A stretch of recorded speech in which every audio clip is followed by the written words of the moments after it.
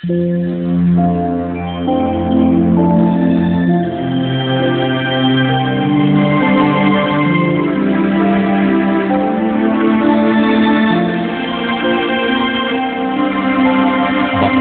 ang bumabasa at ang nangakikinig ng mga salita ng hula at tumutupad ng mga bagay na nasusulat doon, sapagkat ang panahoy malapit na.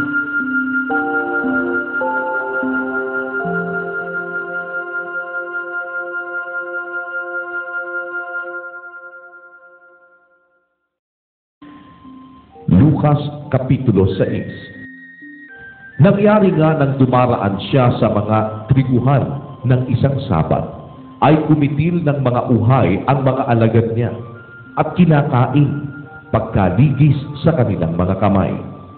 Datapwat sinabi ng ilan sa mga Fariseo, "Bakit ginagawa ninyo ang di matuwid gawin sa araw ng Sabat?" At pagsagot sa kanila ni Jesus ay sinabi, "Hindi baga nabasa ninyo ang ginawa ni David nang siya'y magutom, siya at ang mga kasamahan niya, kung paanong siya'y pumasok sa bahay ng Diyos at kumain ng mga tinapay na handog at binigyan pati ang kanyang mga kasamahan na hindi naaayon sa kautusan na kanin ninuman, kundi ng mga saserdote lamang?" At sinabi niya sa kanila, "Ang anak ng tao ay Panginoon ng Sabat."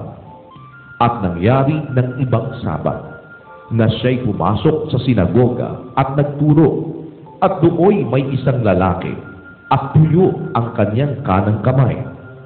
At inaabangan siya ng mga eskriba at ng mga Fariseo kung siya'y magpapagaling sa Sabat, upang makasumpong sila ng paraan na siya'y maisakdan. Datapot nalalaman niya ang kanilang mga kaisipan, at sinabi niya sa lalaki na tuyo ang kamay, "Magtindig ka at tumayo ka sa gitna." At siya'y nagtindig at tumayo. At sinabi sa kanila ni Jesus, "Itinatanong ko sa inyo, matuwid bagang gumawa ng magaling o gumawa ng masama kung Sabat? Magligtas ng isang buhay o pumuksa?" At minamasdan niya silang lahat sa palibot-libot. At sinabi sa kanya, "Iunat mo ang iyong kamay." At ginawa niyang gayon, at gumaling ang kanyang kamay. Datapwat sila'y nangapuno ng galit at nangagsang usapan kung ano ang kanilang magagawang laban kay Jesus. At nangyari ng mga araw na ito na siya'y napasabundok upang manalangin, at sa buong magdamag ay nanatili siya sa pananalangin sa Diyos. At ng araw na ay tinawag niya ang kanyang mga alagad, at siya'y humirang ng 12 sa kanila, na tinawag naman niyang mga apostol: si Simon, na tinawag naman niyang Pedro, at si Andres na kanyang kapatid, at si Santiago, at si Juan, at si Felipe, at si Bartolome, at si Mateo, at si Tomas, at si Santiago, anak ni Alfeo, at si Simon na tinatawag na Masikap, at si Judas na anak ni Santiago, at si Judas Iscariote na naging lilo. At bumaba siya na kasama nila, at tumigil sa isang patag na dako, at ang lubhang marami sa mga alagad niya, at ang lubhang malaking bilang ng mga tao mula sa buong Judea at sa Jerusalem, at sa pangpangin ng dagat ng Tiro at Sidon, na nangagsidalo upang magsipakinig sa kanya at upang pagalingin sa kanilang mga sakit. Ang mga pinahihirapan ng mga espiritong karumal-dumal ay pinagagaling, at pinagpipilitan ng buong karamihan na siya'y mahipo, sapagkat lumalabas sa kanya ang makapangyarihang bisa at nagpapagaling sa lahat. At itiningin niya ang kanyang mga mata sa kanyang mga alagad at sinabi, "Mapapalad kayong mga dukha, sapagkat inyo ang kaharian ng Diyos. Mapapalad kayong nangagugutom ngayon, sapagkat kayo'y bubusugin. Mapapalad kayong nagsisitangis ngayon, sapagkat kayo'y magsisitawan. Mapapalad kayo kung kayo'y kapuotan ng mga tao, at kung kayo'y ihiwalay nila, at kayo'y alimurahin, at itakwil ang inyong pangalan na tila masasama dahil sa anak ng tao. Mangagalak kayo sa araw na yaon, at magsilukso kayo sa kagalakan, sapagkat narito, ang ganti sa inyo'y malaki sa langit, sapagkat sa gayon ding paraan ang ginawa ng kanilang mga magulang sa mga propeta. Datapwat sa aba ninyong mayayaman, sapagkat tinanggap na ninyo ang inyong kaaliwan. Sa aba ninyong mga busog ngayon, sapagkat kayo'y mga gugutom. Sa aba ninyong nagsisitawa ngayon, sapagkat kayo'y magsisitaghoy at magsisitangis. Sa aba ninyo, pagka ang lahat ng mga tao ay magsalita ng magaling tungkol sa inyo, sapagkat sa gayon ding paraan ang ginawa ng kanilang mga magulang sa mga bulaang propeta. Datapwat sinasabi ko sa inyong nangakikinig, ibigin ninyo ang inyong mga kaaway, gawa ninyo ng mabuti ang nangapopoon sa inyo. Pagpalain ninyo ang sa inyo'y sumusumpa, at ipanalangin ninyo ang sa inyo'y lumalait. Sa sumampal sa iyo sa isang pisngi, iharap mo naman ang kabila, at ang sa iyo'y mag-alis ng iyong balabal, huwag mong itagi pati ng iyong tunika. Bigyan mo ang bawat sa iyo'y humihingi, at sa kumuha ng pag-aari mo ay huwag mong hinging muli.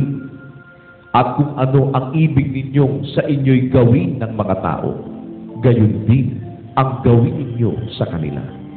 At kung kayo'y magsiibig sa mga nagsisiibig sa inyo, anong pasasalamat ang inyong kakamtin? Sapagkat ang mga makasalanan man ay nagsisiibig sa nagsisiibig sa kanila. At kung magsigawa kayo ng mabuti sa nagsisigawa sa inyo ng mabuti, anong pasasalamat ang inyong kakamtin? Sapagkat ganito rin ang ginagawa ng mga makasalanan. At kung kayo'y magpahiram doon sa mga inaasahan ninyong may tatanggapin, anong pasasalamat ang inyong kakamtin? Ang mga makasalanan man ay nangagpapahiram sa mga makasalanan upang muling magsitanggap ng gayon din. Datapwat ibigin ninyo ang inyong mga kaaway, at gawa ninyo sila ng mabuti, at magpahiram kayo na kailanman ay huwag mawawala ng pag-asa, at malaki ang sa inyo'y magiging ganti, at kayo magiging mga anak ng kataas-taasan, sapagkat siya'y magandang loob sa mga walang turing at sa masasama. Magmaawa kayo, gaya naman ng inyong ama na maawain. At huwag kayong mangagsihapon, at hindi kayo hahatulan. At huwag kayong mangagparusa, at hindi kayo parurusahan. Mangagpalaya kayo, at kayo'y palalayain. Mangagbigay kayo, at kayo'y bibigyan. Takal na mabuti, pikpik, liglig, at umaapaw, ay ibibigay nila sa inyong kandungan, sapagkat sa panukat na inyong isukat, ay doon kayo muling susukatin. At sinabi naman niya sa kanila ang isang talinghaga, mangyayari bagang umakay ang bulag sa bulag? Di baga sila mga bubulit kapwa sa hukay? Hindi higit ang alagad sa kanyang guro. Datapwat ang bawat isa, pagka naging sakdal, ay nagiging katulad ng kanyang guro. At bakit mo tinitingnan ang puwing na nasa mata ng iyong kapatid? Datapwat hindi mo pinupuna ang takilan na nasa iyong sariling mata. O paanong masasabi mo sa iyong kapatid, kapatid, pabayaan mong alisin ko ang puwing na nasa iyong mata, kung di mo nakikita ang takilan na nasa iyong sariling mata? Ikaw na mapagpaimbabaw, alisin mo muna ang takilan na nasa iyong sariling mata, kung magkagayoy makikita mong malinaw ang pag-aalis ng puwing na nasa mata ng iyong kapatid. Sapagkat walang mabuting punong kahoy na nagbubunga ng masama, at wala rin naman masamang punong kahoy na nagbubunga ng mabuti. Sapagkat bawat punong kahoy ay nakikilala sa kanyang sariling bunga, sapagkat ang mga tao ay di nangakapuputi ng mga igos sa mga dawag at di nangakapuputi ng ubas sa mga tinikan. Ang mabuting tao ay kumukuha ng kagalingan sa mabubuting kayamanan ng kanyang puso, at ang masamang tao ay kumukuha ng kasamaan sa masamang kayamanan, sapagkat sa kasaganaan ng puso ay nagsasalita ang kanyang bibig. At bakit tinatawag ninyo ako, Panginoon, Panginoon, at di ninyo ginagawa ang bagay na aking sinasabi? Ang bawat lumalapit sa akin ay pinakikinggan ang aking mga salita at ginagawa. Ituturo ninyo kung sino ang Siya'y tulad sa isang taong nagtatayo ng bahay, na humukay at pinakalanin at inilagay ang patibayan sa bato. At nang dumating ang isang baha, ay hinampas ng agos ang bahay na yaon at hindi nakilos, sapagkat natitirik na mabuti. Datapwat ang dumirinig at hindi ginagawa ay tulad sa isang tao na nagtayo ng bahay sa lupa na walang patibayan. Laban sa yaon ay hinampas ng agos at pagdakay nagiba, at malaki ang naging kasiraan ng bahay na yaon.